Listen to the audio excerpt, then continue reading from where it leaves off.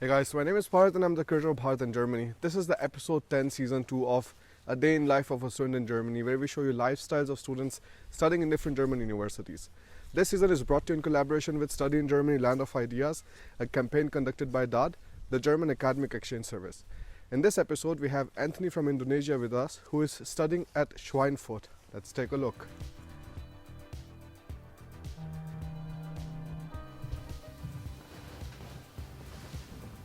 Oh, hello there. Good morning, everyone. So, yeah, right now it's about 7:45. This is what I usually do. So I'll wake up at 7:45 a.m. Sometimes about 7:30 or 7:45, depending on how tired I was that day. But sometimes I would sleep normally at about midnight or at 30 minutes past midnight, and I'll sleep for about 7 hours. So let's see what I can do for today. So the first thing I actually did in the morning was to actually check what kind of lectures I have on my calendar, or if there's actually any appointment that I have for the day. So for that, I use the calendar app on my phone, and today right now I actually have 2 lectures. First one is gonna be running at approximately 2 p.m. for about 1.5 hours, and another one going on at from 1/4 to 4 to about 7 p.m. And it takes, I think it's roughly about 3 hours. There will be, of course, a 15-minute break in between so that I do not get really too distracted on the computer. But I just put it like that. So as you can see here that I actually have a really empty schedule from about right now, just before class at the 2 p.m. So what I'm gonna do today is actually I'm gonna take you to my house. This is like a house tour or room tour, and we're gonna go to the town in order to see what kind of facilities that we have in the town. Also, we're gonna have lunch at the student cafeteria, and of course I'm gonna actually do some sport. So I actually just sign up for a CrossFit class. So what I'm gonna do is if we're gonna take a sneak peek of how I do sports over there. So we still have a lot of time for us. We can get out actually. So this is what I do for breakfast. So what I actually eat for breakfast usually is very simple. It's just actually like 2 pieces of toast, or maybe 4 if I'm really hungry. And it's gonna be like a spread. Sometimes it can be chocolate spread, and sometimes it can also be like a malt spread, and sometimes it can also be marmalade and butter, depending on what's available at that time. But right now I'm in the mood for actually having a hazelnut spread. So now I'm gonna walk you through my dorm and also my apartment unit, and this is actually a WG. I shared it with 2 other people. So this table is actually, and also the shelf is provided by the student network, or actually the one who managed this dorm. And we also have a window over here. I also have a light here because the ceiling light is actually not really bright enough for the whole room. This is actually a night table where I put all my documents. We also have a single bed that's adequate enough for 1 person. And also, uniquely, they do have a drawer under the bed to put some other stuff, so there are definitely a lot of storage in this room. There's also a wardrobe here, and just in case someone wants to also stay overnight, I also have a spare bed. And these are the shelves. They contain some books, and there's the internet connection. It's actually also included in the room rate, and the room rate is 230 euros a month, and that's including also water, electricity, and also internet, and also heating. Now, let me take you outside. And these are actually what the center room looks like. These are all shared, and cleaning supplies is also provided down there. And actually it's kind of ironic because for us 3 people, we only have a fridge that's actually this small. Now, a unique thing in Germany is that usually for all buildings is that the bathrooms are separated into a dry cell and into a wet cell. So the wet cell, that one has a shower, and that one actually they only contains a closet, but both have sinks. So I would say this is a pretty efficient system. Okay, so right now I'm ready, and we're gonna get out for a while to explore the city. My first apologies if my sound can be a little bit muffled, because here I'm currently wearing a face mask. There is currently a face mask obligation if you take a public transport and if you're in specific areas on town. But for my safety, I'm gonna wear this face mask around at all times whenever I am outdoors or whenever I am with people. So I apologize if the sound is a little bit muffled, but I'm trying my best to actually speak so that you can still hear me. So this is actually the Universität Würzburg, or the Würzburg University, and that's actually the dorm. So that one is also one of the lecture buildings, and that's where I'm gonna take the bus.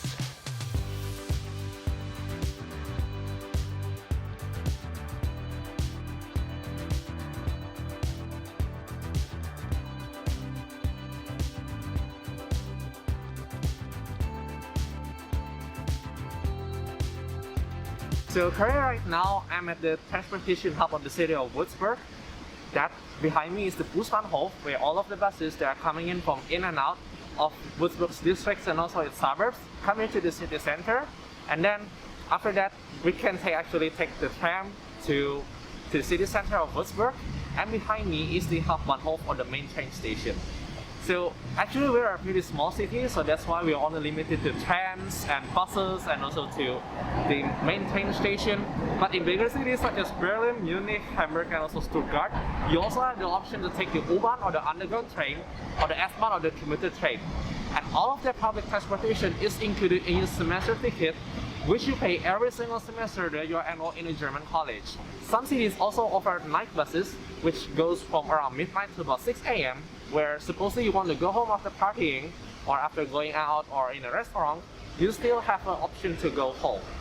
So right now I'm actually gonna take you to my college, to my faculty, the plastics engineering faculty, and we're gonna see what's in there. And here is where my college is at, and welcome to FHWS, the University of Applied Sciences Würzburg-Schweinfurt. In Würzburg, this school is actually divided into separate areas for the city.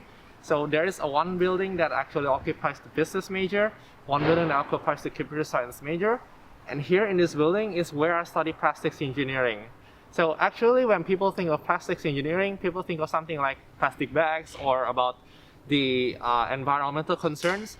But here at the plastics engineering faculty, we actually try to produce how to efficiently produce plastic depending on how it's going to be used. For example, plastic for bottles and plastic for car seats and plastic for example, car bumpers is entirely made of different material. It's going to be melted at different temperatures and it's going to be processed really differently.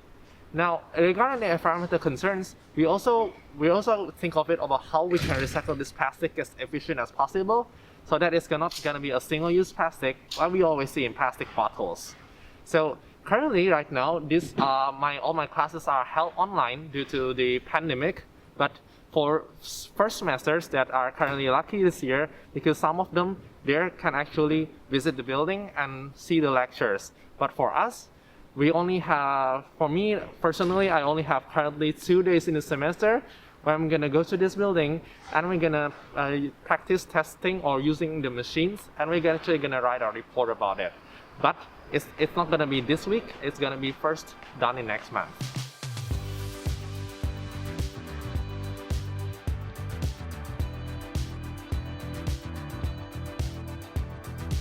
So now that I'm finished going to the gym, I still have time to actually take you to explore the city. Right now I'm gonna take you to the Rathaus, and that is the name of this city hall. So the city hall is actually one of the most important places that you have to visit during your first few months in Germany, and also for the next few months for administrative reasons. So why is it? I'm gonna take you there and I'm gonna explain it to you. You need to register yourself within 2 weeks of arriving in your city so that you can receive, for example, you can open your bank account and you can also open a new phone number. But also the most important thing is if you want to extend your visa. Your passport contains a visa, but that is only valid for about 6 months. After that, you need to actually go to the Rathaus if you are living in a city, or you go to Landratsamt if you are living in a Landkreis. And that's where you're gonna extend your visa for at least another year. Make sure that you have enough funds every single time that you want to extend your visa in your current account or in your Sparkonto or your block account, so that you can get this visa. But supposedly, if you late to extend your visa, you're gonna receive something called a Fiktionsbescheinigung, or this is like an interim alien residence card that you can actually use depending on the purpose, or you can as your proof of identity here. But once you extend your visa, you're gonna receive a single card that's about the size of your student ID, and with that one, you don't need to bring your passport everywhere if you wanna travel within Germany.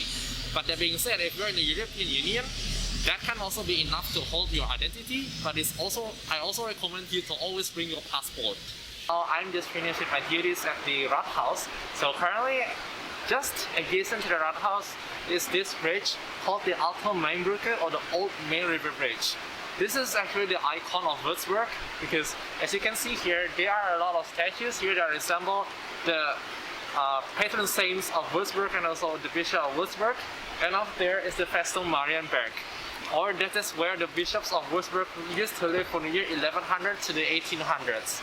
Yes, this more or less resembles like Heidelberg, but I think the difference with Heidelberg is that we have actually statues over there, and then the downtown part is actually a little bit more livelier. And actually almost all of these attractions are destroyed during the Second World War, but we have successfully rebuilt it. Right now, and this is the Main River, the river under which the bridge is actually flowing. That goes all the way to Frankfurt am Main. Yes, it is, and at the Frankfurt am Main, near that, it actually meets the Rhine River at Mainz. So currently, I am at one of another attractions in the city of Würzburg, and that is the Dome, or the Central Cathedral. So this is another one of the top attractions of Würzburg. It's called the Würzburg Residence. It is actually a residence because it is to actually house the Bishop of Würzburg, Papatos von Neumann, in the year 1800. And it's because he wants to treat the Festung, or the fort that's on top of the mountain across the Main River, as his winter residence. And for here, he likes it as a summer residence so that he gets to actually mingle and make parties at a huge garden that's behind this building. So here I am right now at the office of the Studentenwerk Würzburg. It's one of the offers that they have is actually, for example, the student cafeteria, where you can get cheap student food for half of the restaurant prices. And also they offer cheap dorms that ranges from about 200 to 300 euros a month. And that is actually the cheapest accommodation that you can get in every single city that has this Studentenwerk. And also, in addition to that, they also offer consulting in terms of counseling for living, and also for psychology, and also for job hunting, and also for financial. So right now, we're going to visit the Mensa to see what's inside.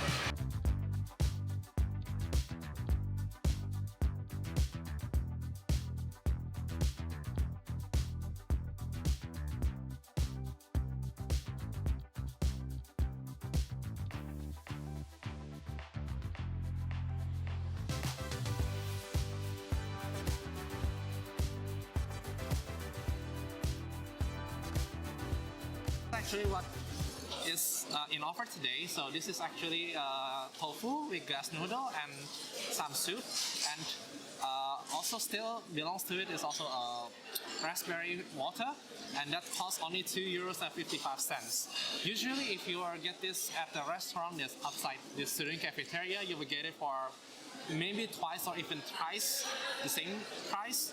But I do believe that this is really worth it, especially if you're a student. Just if you're thinking of you don't have time to cook, or you wanna go here for lunch, you don't have time to go home after a lecture, in between lectures, then eat at a Mensa. Believe me, it's delicious.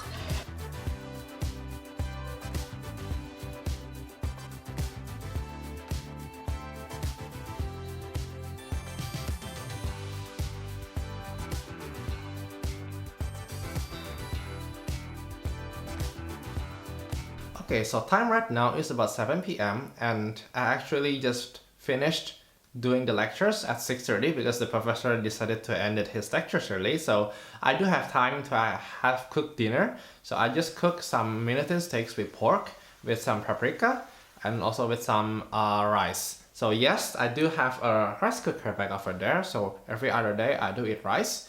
In the afternoon, I usually go to the Mensa and eat vegan. Okay, so before I actually take a shower and actually end my day, I want to give you at least 4 tips regarding how I can make it here and how I can survive here. Number 1, this is actually my second bachelor's degree. I used to successfully accomplish my bachelor's degree in computer science in the USA, and after that I come back to Indonesia to work with my family. But because my family works in the plastic industrial sector, there is a need for me to actually study that sector. So that's why they actually asked me to once again study in abroad in plastics engineering. And regarding if it's a second bachelor's degree is going to be troublesome in Germany, the answer is absolutely no. They will actually still consider as if you did your first degree here in Germany. But because of that, my second tip is that because you don't need to visit student college, since your bachelor's degree is actually recognized, there is actually a higher level of German level proficiency needed in order to get a seat in this college. So it's not going to be any B1 or B2 that's originally required if you need to attend a student college or a preparatory course for German colleges, but you need at least a B2 level, and most universities actually prefer a C2 certificate that is issued by Goethe-Institut. So the alternative test that I did is actually a Testdaf or Test Deutsch als Fremdsprache, which is actually a test in academic settings where if you get at least 4 out of 5 points in 4 sections, which is listening, reading, writing, and also speaking, you get to register at every single college in Germany. That means you are qualified in terms of language for all of them, and you just need to specify other specific requirements, especially if there are non-NCs or there are no minimum scores required to enter this major. That means you are automatically qualified. A level of 4 in the Testdaf is actually equivalent to a lower C1 level, and that is obviously easier than doing a Goethe certificate level C2. Now, the third tip that I have is also do not limit yourself to mainstream majors. When I first thought of coming into Germany, my mindset was actually set back into English-speaking countries where the only major that's close to plastics engineering is actually materials engineering. But since I'm not into metal and I'm not into steel and I only want into plastics, I have to actually look for specific majors. So luckily I did use the DAAD database where I can actually look for some specific majors. So I first did materials engineering, and then actually down there in the drop down, I can see that there are schools that actually offer plastics engineering, although they are more limited an option. Now, tip number 4, or the final tip that I can say, is that do not be afraid to ask questions. In Asian countries, this is actually the norm that it is discouraged to ask teacher questions, and even if you have any questions that you need to ask for your classmates, either they help you or don't help you, and sometimes the competition to be whoever's want to be number 1 is really cutthroat, because sometimes it's always the best that's gonna land a job.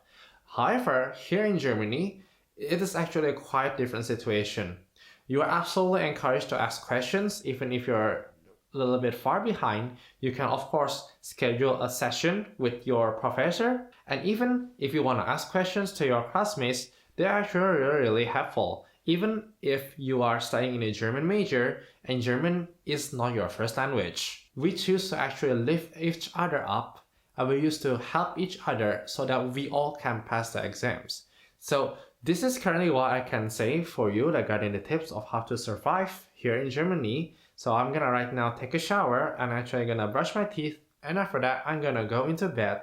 But for now, that's all from me. Thank you for watching and good night. Thank you for watching this video. Let us know about your favorite parts in the comment section below. If you want to get featured in the series, write us an email at parrot@parrotingermany.com and we'll get back to you. Thank you, and we'll see you in the next one.